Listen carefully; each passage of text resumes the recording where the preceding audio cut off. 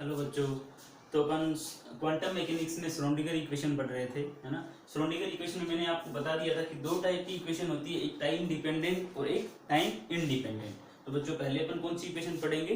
Time dependent Schrodinger wave equation, है ना। पूरा नाम क्या है? Time dependent Schrodinger wave equation. Time dependent का बच्चों मतलब क्या है? इसका मतलब क्या है बच्चों? देखो मान लो मेरे पास कोई भी एक पार्टिकल है, वो ये डी ब्रोगली ने आपको बता दिया था कि अगर कोई भी पार्टिकल है, मान लो ये पार्टिकल अगर मोशन में है, अगर ये पार्टिकल मोशन में है तो इसके साथ हमेशा क्या होगी?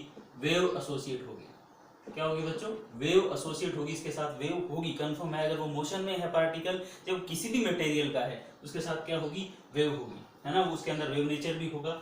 तो अपने को अब टाइम डिपेंडेंट का मतलब, अगर वो मान लो प्लस एक्स डायरेक्शन में ट्रेवल कर रहा है, वो कितना, किसी पर्टिकुलर टाइम टी पे बात करें, अगर मैं टाइम डिपेंडेंट का बात कर रहा हूँ, तो इसका मतलब अगर उस इक्वेशन को मैं अगर टाइम के साथ डेरिवेटिव करूंगा तो ये कभी भी जीरो के इक्वल नहीं होगा, है ना, क्योंकि टाइम के ऊपर डिपेंडेंट है। अगर ये टाइम के ऊपर इंडिपेंडेंट होगा तो इसकी वैल्यू कितनी हो जाती? जीरो हो जाती। मतलब जो आपका वेरिएबल है, जो आपके पास वेव फंक्शन है, वो किसके ऊपर डिपेंड करेगा? टाइम के ऊपर डिपेंड करेगा, क्योंकि ये कौन सी इक्वेशन है? टाइम डिपेंडेंट इक्वेशन है ना। तो सिंपल सा अपन स्टार्ट करते हैं। जब भी आपको वेव इक्वेशन ड्राइव करनी होगी बच्चों, मैंने आपको बताया था कि फाई इक्वल्स टू होता क्या है? ए ई की power minus iota omega T minus के एक्स, यही था बच्चों, है ना। अगर इस इक्वेशन में मैं एच बार का मल्टीप्लाई कर दूं, थोड़ा सा वही बता रहा हूँ एक बार, तो आपको थोड़ा सा क्या है कि हर बार ऐसा ना लगे कि अपन स्टार्ट कहाँ से कर रहे हैं, है ना। थोड़ा सा आपको आइडिया रहे। और मैंने बता दिया था कि ओमेगा इंटू एच बार को अपन क्या लिखते हैं? ई, और के इंटू एच बार को क्या लिखते हैं? पी, क्योंकि ये ई एनर्जी होती है और ये क्या होता है? मोमेंटम होता है बच्चों। तो five equals to A E की power minus iota upon H bar, ये आपका E T minus P X. ये बच्चों ये समझ में आया? यही आपका फंक्शन था, कौन सा था? Wave function. इसकी वैल्यू में, इस वेव फंक्शन को कम से कम 2-3 बार बता चुका हूँ, तो आपको आइडिया होगा। अब देखो, बात कर रहा हूँ टाइम डिपेंडेंट श्रोडिंगर इक्वेशन की। इसका मतलब ये टाइम के ऊपर डिपेंड करेगा, तो मैं क्या del sign upon del t करके देखूं, है ना। Del sign upon del t, तो बताओ del sign upon del t करूंगा तो क्या आएगा?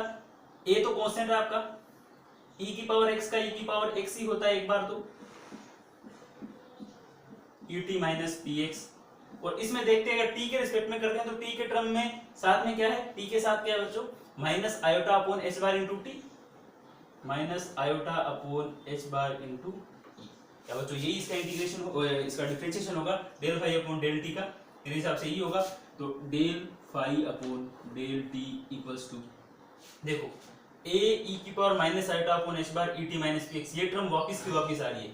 इसका मतलब यहाँ पे minus iota E upon H bar into क्या होगा? साइन।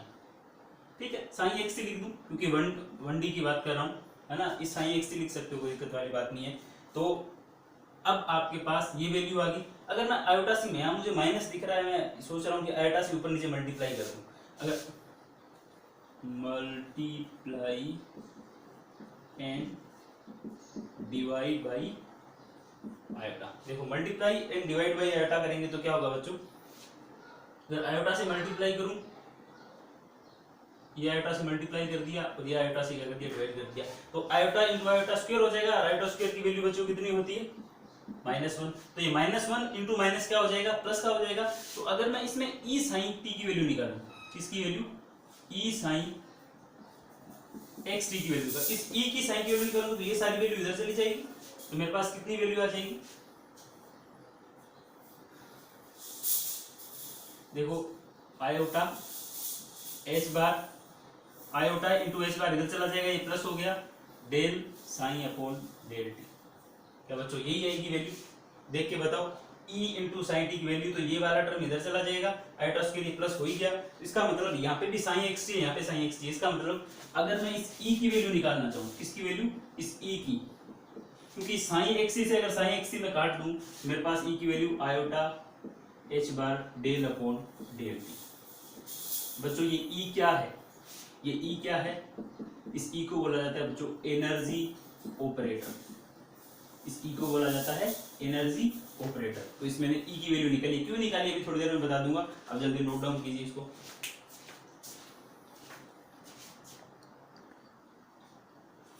तो बच्चों ये क्या है, एनर्जी ऑपरेटर है। अब देखो ये आपके पास एनर्जी ऑपरेटर ई की वैल्यू आ गई, iota H bar del upon del T. अगर मैं इसी साइन को, ये जो मेरे पास साइन था, ये इक्वेशन साइन वाली, इस साइन को अगर मैं del sign upon del x करूं, क्योंकि एक्स भी तो वेरी हो रहा है, एक्स भी तो वेरिएबल है, एक्स के साथ चेंज हो रहा है, तो del sign upon del x करूं, तो बच्चों बताओ इस वाले टर्म का del sign upon del x कितना आएगा, ए का ए, ई की पावर एक्स का आपको पता है बच्चों ई की power minus iota upon H bar E T minus P X होता है। और अब की बार कौन सा होगा, इस वाले का, क्योंकि ये तो अब की बार x के रिस्पेक्ट में अपन डिफरेंशिएट कर रहे हैं, तो t तो कांस्टेंट हो जाएगा, तो इसके साथ अपन डिफरेंशिएट करेंगे, तो minus minus plus iota h bar into p, क्या आएगा, iota h bar, iota upon h bar बच्चों, iota upon h bar into p, ये आ जाएगा।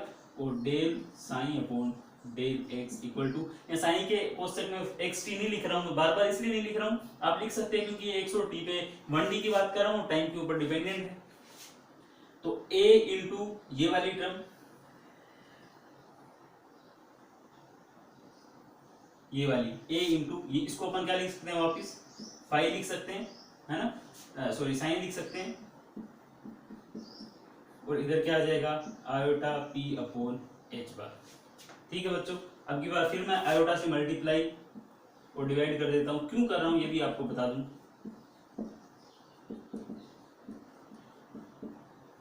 तो del sign upon del X equal to, iota से मल्टीप्लाई और डिवाइड करूंगा तो ऊपर -1 हो जाएगा, तो हो जाएगा minus P upon iota H bar psi, ठीक है, एक्स पी।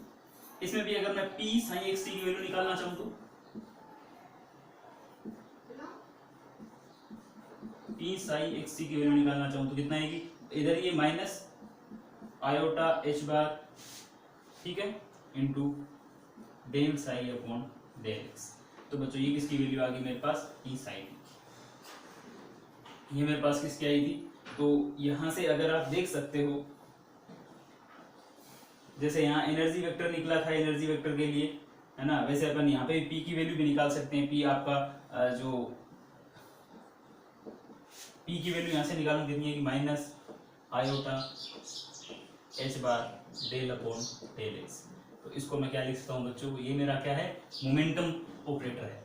ये मेरा एनर्जी ऑपरेटर था, ये क्या है, मोमेंटम, क्योंकि पी क्या है होता है, मोमेंटम होता है बच्चों। पी क्या है, मोमेंटम, मास इनटू वेलोसिटी। क्या समझ में आया? अगर इतना समझ में आ गया आपके पास, तो अगर मैं एक बार इसका और डिफरेंशिएट करना चाह रहा हूँ बच्चों, क्या करना चाह रहा हूँ मैं, ये जो del sign upon del x आया है, इसका एक बार और डिफरेंशिएट करना चाह रहा हूँ। क्यों करना चाह रहा हूँ अभी साइड में बता दूं, क्योंकि जब भी मैं एनर्जी की बात करूंगा, किसी भी वेव ट्रेवल करती है तो उसकी एनर्जी कितनी होती है, kinetic energy plus potential energy, दोनों एनर्जी का समेशन। काइनेटिक एनर्जी कितनी होती है, half m v square plus potential energy मान लो वी मान रहा हूं मैं, कैपिटल वी, और इसके अंदर ये काइनेटिक एनर्जी है, तो मास में एक बार मैं एक एम से मल्टीप्लाई कर दूं, एक एम से डिवाइड कर दूं, प्लस वी। क्यों किया, क्योंकि ऊपर ये एम स्क्वायर वी स्क्वायर हो जाएगा, है ना, क्योंकि एक एम वी तो मोमेंटम होता है, लेकिन अगर एक वी एक्स्ट्रा बच जाएगा, इसलिए मैंने मास से मल्टीप्लाई कर दिया। तो m into m square into v square को क्या लिख सकता हूँ बच्चों, p square upon 2m plus v. तो यहाँ पे देखो आपको पी स्क्वायर है, इसलिए मैं चाहता हूँ कि इस इक्वेशन में कहीं अगर मेरे पास पी स्क्वायर आ जाए, मैं अगर पी स्क्वायर की वैल्यू निकाल लूँ तो मैं आराम से इक्वेशन में पुट करके मैं वैल्यू निकाल सकता हूँ। ठीक है, तो अभी यहाँ पे थोड़ी जगह कम है, आप एक बार नोट डाउन कर लीजिए, उसके बाद अपन करते हैं।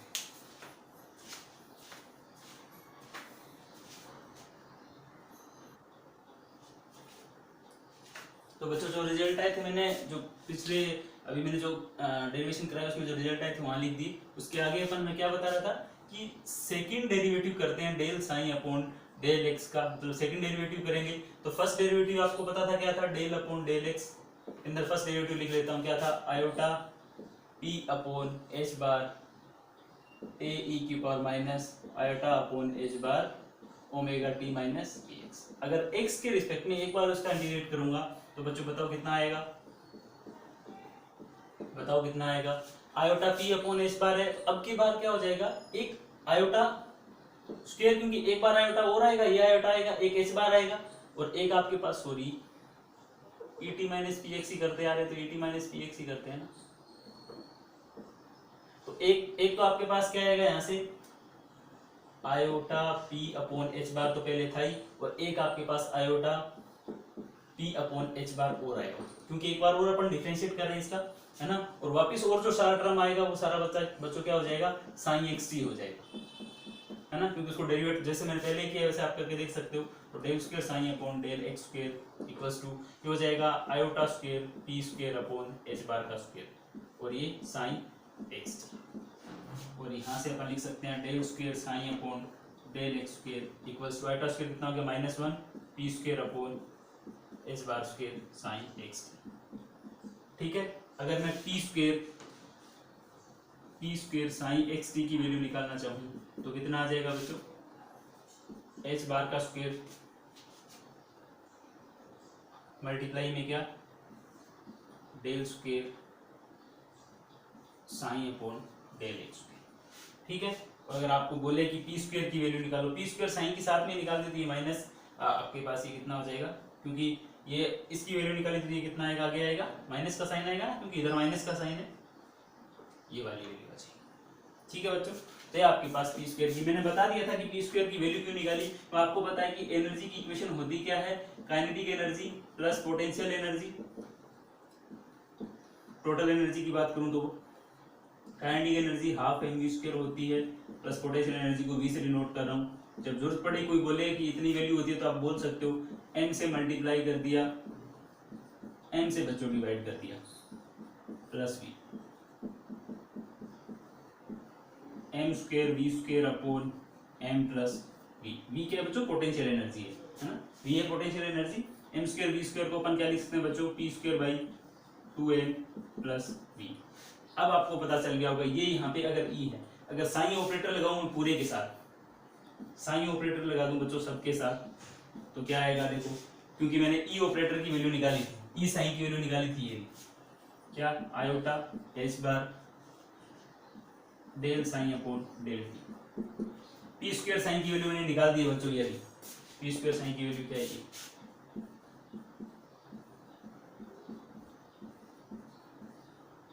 प्लस 20।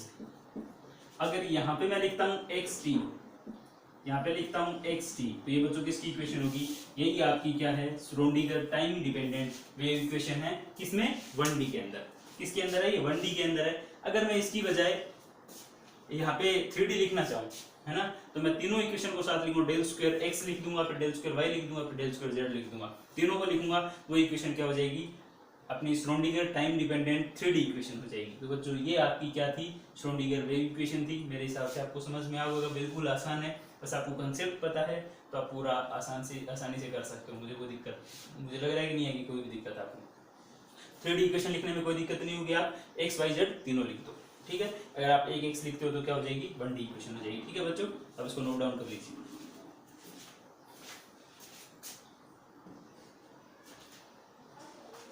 थ्री डी इक्वेशन भी आपको बना के बता देता हूँ बच्चों, कहीं आपको कंफ्यूजन ना रह जाए। Iota H bar del sign upon del T equals to minus H bar का स्क्वायर अपॉन 2m, क्योंकि 2m तो यहाँ पे था ही। देखो बच्चों, पी स्क्वायर साइन की वैल्यू लिखी थी तो 2m नीचे आएगा। आप इसको आप लिख सकते हो del square sign upon del x square, बिल्कुल आसान है बच्चों। Del square sign upon del y square plus del square sign upon del x, ठीक है, और प्लस वी साइन। ये आपकी क्या है, 3D इक्वेशन। इसको अपन क्या बोलते हैं, टाइम डिपेंडेंट 3D इक्वेशन। तो थैंक यू बच्चों। इसके बाद अपन क्या पढ़ेंगे, टाइम इंडिपेंडेंट श्रोडिंगर इक्वेशन पढ़ेंगे। आप इसको वीडियो को देखो आराम से।